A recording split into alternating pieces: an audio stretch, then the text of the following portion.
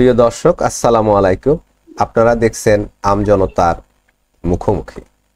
আজ আমাদের মুখোমুখি হয়েছেন সাংবাদিক ও রাজনীতি বিশ্লেষক রাশেদ হায়দার ভাই। রাশেদ হায়দার ভাই, আপনাকে আমজনতার মুখোমুখিতে স্বাগত জানাই। মাসুদ ভাই, আপনাকে এবং আমজনতার সমস্ত দর্শকদেরকে আমার মুজিবীয় শুভেচ্ছা। জি হায়দার ভাই, আজকে এবং গতকালকে দুদিন থেকে একটা বিষয় নিয়ে খুব আলোচনা হচ্ছে সব চ্যানেলে এবং সর্বমহলে, জল্পনা কল্পনা। এমনকি ডক্টর কলিমুল্লাহ তিনিও এই বিষয়ে পজিটিভলি কথা বলেছেন, অর্থাৎ এই ঘটনাটা ঘটতে পারে এবং সম্ভাবনা প্রবল। ঘটনাটা হচ্ছে এটা, আগামীকাল এনসিপি সহ সমমনা কয়েকটি দল তারা বঙ্গভবন আক্রমণ বা ঘেরাও এই ধরনের একটা কথা শোনা যাচ্ছে। তাদের টার্গেট নাকি প্রেসিডেন্ট শাহাবুদ্দিন, তাকে সরিয়ে দিবে। এটা কিভাবে সম্ভব? যদি এই ঘটনাটা ঘটে তাহলে দেশ আসলে কোন দিকে যাবে? আপনার অ্যানালাইসিস কি? এইটা নিয়ে একটা তৈরি করা হয়েছিল আরো 4 মাস আগে। আওয়ামী লীগকে যেদিন ব্যান করা হয় তার আগে কিন্তু এই রাষ্ট্রপতি চুপ্পুকে ফেলে দেওয়ার জন্য ব্যাপক চেষ্টা করছিল।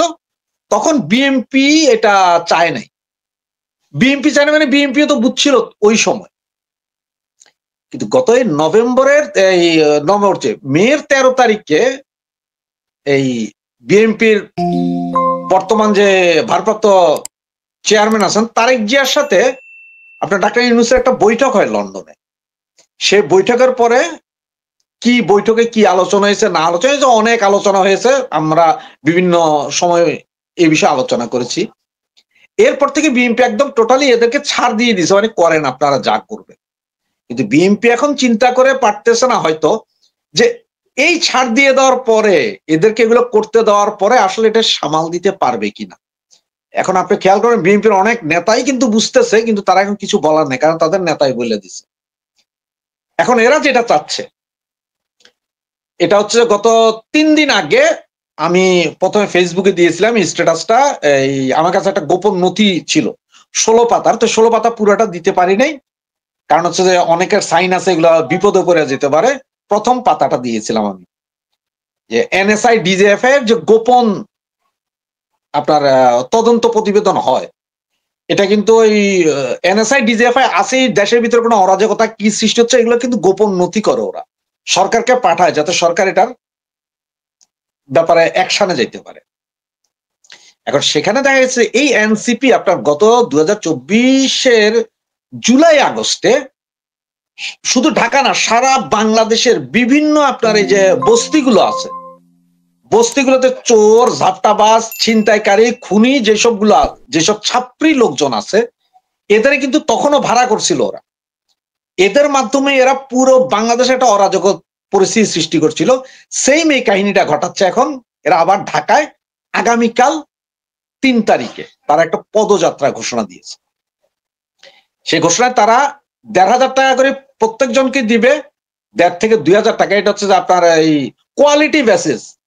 তাহলে আপনি ভাই স্নাইপার শুটার, আপনাকে 2,000 টাকা দিবে, আপনি ককটেল মারতে পারেন, আপনাকে 500 টাকা দিব, আপনি ককটেল বানাইতে পারেন, আপনার 1,500 টাকা দিব, কারণ বানানোর লোকও তো লাগবে। তো এই করে তারা প্রায় 2,000 লোকের সাথে একটা বৈঠক করছে। রূপায়ণ টাওয়ারে অলরেডি 3টা বৈঠক হয়েছে, এবং সেই বৈঠকে গোয়েন্দা সংস্থার যে রিপোর্ট, সেই রিপোর্টে পিনাকি ভট্টাচার্য, ইলিয়াস আলী সহ নাহিদ, আসিফ এরা সবাই জয়েন করছিল। জুম মিটিং এর মতো ছিল এটা। এই জিনিসটা ফাঁস হয় না, আসলে এটা গোয়েন্দা প্রতিবেদনে দেওয়া হলো সরকারকে, সেখান থেকে এই রিপোর্ট ফাঁস হয়, গোপন নথিটা। এটা কি রাশেদ ভাই, এটা কি এই পিনাকির নেতৃত্বেই কি হচ্ছে মনে হয়? এটা 32 ভাঙার মতো নাকি? পুরোটার নেতৃত্ব দিচ্ছে যে এনসিপি নেতৃত্ব দিবে, কিন্তু পেছন থেকে আপনার এইটাতে সহযোগিতা করতে হচ্ছে জামাত এবং হিজবুত তাহরির, মৌলবাদী যে গোষ্ঠীটা আছে এরা পুরাটা। আমজনতা সাপ্লাই দিবে, কিছু মাদ্রাসার ছেলে পেলে সাপ্লাই দিবে এই মৌলবাদী শক্তিটা। এবং ওদের প্ল্যানটা কি সুন্দর দেখেন, 200 জন মহিলা থাকবে তাদের মিছিলের অগ্রভাগে। যারা মিছিল করে সামনে যাবে, পেছনে থাকবে এই ছাত্রী সেনা, তার পেছনে থাকবে কিছু ছেলে পেলে। মিডলে, ছাত্রী সেনাটা পুরোটা মিডলে থাকবে। মহিলারা যখন মিছিল করে সামনে আগাবে, সুতরাং পুলিশ বা আর্মি এরা মহিলাদের দিকে নজর থাকবে, কারণ হচ্ছে যে কেউ যাতে কোনো অকারেন্স করতে না পারে, কোনো সমস্যা না হয়, কারণ এটা মহিলাদের মিছিল যাচ্ছে, এটা সবারই তো মা বোন আছে, তাদের নিরাপত্তার দিকে যখন এরা দৃষ্টি রাখবে পুলিশ, বিডিআর বা আর্মি, তখনই মাঝখান থেকে অন্য গ্রুপ শুরু করবে বোমাবাজি, ককটেলবাজি। আপনি 4-5 দিন আগে একটা ভিডিও পাইছেন কিনা জানি না, উত্তরবঙ্গে পেন গান একটা ভিডিও, যেটা একটা কলমের মতো, এখানে আপনার বুলেট ঢুকাই দেয়া, সেটা মারা যায়, মারলে আপনি মারা যাবেন। সরাসরি গান, এটা খুব লেটেস্ট মডেলের গান, কিন্তু খুব কম দাম, মানে একটা বুলেট ঢুকাবেন, একবার চাপ দিবেন, একবারই ফায়ার হবে। যে পেন গান ইউজ করা হয়েছিল গত জুলাই আগস্টে, যে 50 জন দাঁড়ায় আছে, মাঝখানের জন মারা গেছে, আর কারো কিছু হয় নাই, সেম এই ধরনের গান ব্যবহার করা হবে, পেট্রোল বোমা ব্যবহার করা হবে, ককটেল ব্যবহার করা হবে, কিছু স্নাইপার থাকবে। এবং আজকে জাস্ট 2 ঘন্টা আগের যে খবর, সেইটা হচ্ছে যে আজকের রাতে আপনার চট্টগ্রামের অলংকার সিনেমা হলের মোড় থেকে এই পদযাত্রায় সঙ্গী হওয়ার জন্য প্রায় 500 ছেলে রেডি, এবং এরা সব আসছে কক্সবাজারের রোহিঙ্গা ক্যাম্প থেকে। রোহিঙ্গা ক্যাম্পের এই ছেলেগুলোকে আনা হচ্ছে, এই ছেলেগুলো যাবে, এবং এইটার পুরো দায়িত্ব নাকি দেওয়া হয়েছে এনসিপির চট্টগ্রামের যে জেলা সমন্বয়কটা আছে, এরা করতেছে এটা, যে এই ছেলেগুলা, কারণ রোহিঙ্গাদের তো এটা বুঝেনি, এদের 500 টাকা দিলেই পাওয়া যায়, এই ছেলে পেলেগুলোর সবগুলোর আনা হচ্ছে রোহিঙ্গা ক্যাম্প থেকে, যেটা দিয়ে কালকে যাবে। এখন ওদের প্ল্যান অনুযায়ী যে মহিলারা থাকবে, মাঝখানে ছাত্রী থাকবে, এরপরে অন্য লোকজন থাকবে। এমনও প্ল্যান আছে যে প্রয়োজনে নিজেরা মাঝখানে, তাদের মিছিলের মাঝখানে বোমা হামলা করা বা ইয়ে করা, 2-4 জন দরকার ওইখানে নিজেদের লোকজনই মারবে, পাবলিক সিম্পেথি পাওয়ার জন্য। এখন সবচেয়ে বড় কথা হচ্ছে কি জানেন, যে দেখার বিষয় যে সেনাবাহিনী আসলে কি করে এখানে। না হায়দার ভাই, এখন যে বিষয়টা তো লিক আউট হয়ে গেছে, এখন তো আইন শৃঙ্খলা বাহিনী স্বাভাবিকভাবেই তাদের আগের চাইতে অনেক বেশি প্রস্তুতি নিবে, এটাই তো স্বাভাবিক। এখন এটা যেমন আপনি মনে করতেছেন, আমিও মনে করছি, এগুলো সব যে এই মুহূর্তে যেহেতু ঘটনাটা লিক হয়ে গেছে, কালকে হয়তো কিছুই হবে না, যেহেতু ঘটনা হয়তো তাদের হয়তো ভেস্তে যাইতে পারে তাদের প্ল্যান, মানে তাদের মিছিল হবে, সবকিছু হবে, কিন্তু কালকে এই ধরনের কিছু হবে না, কিন্তু আগামী 1 সপ্তাহ বা 15 দিন বা 1 মাসের ভিতরে কিন্তু ঘটনা ঘটবে, আবার এই ঘটনা ঘটবে, আরেকটা স্কোপ খুঁজবে। এখন ঘটনা হচ্ছে সেনাবাহিনী প্রধান আপনার কাছে থাকতে পারে ভাই এ ধরনের ভিডিও, যে সেনাবাহিনীতে একজন অফিসার জয়েন করার পরে এরা চট্টগ্রামের সেনা ক্যাম্পে যায়, যেখানে তাদের ট্রেনিং হয়, যেখানে তাদের শপথ বাক্য পাঠ করা হয়, যে মানে যে তারা দেশের সংবিধান মেনে চলবে, সবকিছু সংবিধান রক্ষার দায়িত্ব কিন্তু সেনাবাহিনী, জনগণ তো আছেই, এটা একটা শপথ বাক্য। এখন এই আমাদের সেনা প্রধান বা সেনা অফিসার যারা আছেন, তারা কি এখন সংবিধান রক্ষা করবেন, নাকি সংবিধানকে গঙ্গার জলে ভাসিয়ে দেওয়ার এই পায়তারার সাথে থাকবেন, সেটা সেনাবাহিনী কি সিদ্ধান্ত না। এটার সাথে একটু আরেকটু যুক্ত করি, চট্টগ্রামের পটিয়ায় পুলিশের সঙ্গে বৈষম্য বিরোধী ছাত্র নেতাদের 2 দফা সংঘর্ষ হয়েছে আজকে। এটা আজকে না, এটা গতকাল রাত থেকে হয়েছে ভাই। 2 দফা, আজকেও 2 দফা হয়েছে, গতকাল থেকে শুরু। গতকাল রাতে ছাত্রলীগের একটা ছেলেকে ধরছে ওরা, রাস্তা থেকে ধইরা প্রথমে মারছে, মারার পরে তাকে থানায় নিয়ে যাওয়া হইলো, থানায় নিয়ে পুলিশকে বলছে যে এরে ধরো, এ নিষিদ্ধ ঘোষিত ছাত্রলীগের লোক। তখন পুলিশ তার নাম ঠিকানা সবকিছু নিয়ে বলে যে এর নামে কোনো মামলাই নাই, আর একজন লোক ছাত্রলীগ করতে পারে, আওয়ামী লীগ করতে পারে, যে কোনো দলই করতে পারে, সমর্থন তো করতে পারে যে কেউ, হ্যাঁ সে ছাত্রলীগের সমর্থন করে, এই জন্য তারা ধরে আমি জেল দিব, এটা তো হয় না ভাই, কোনো মামলা নাই।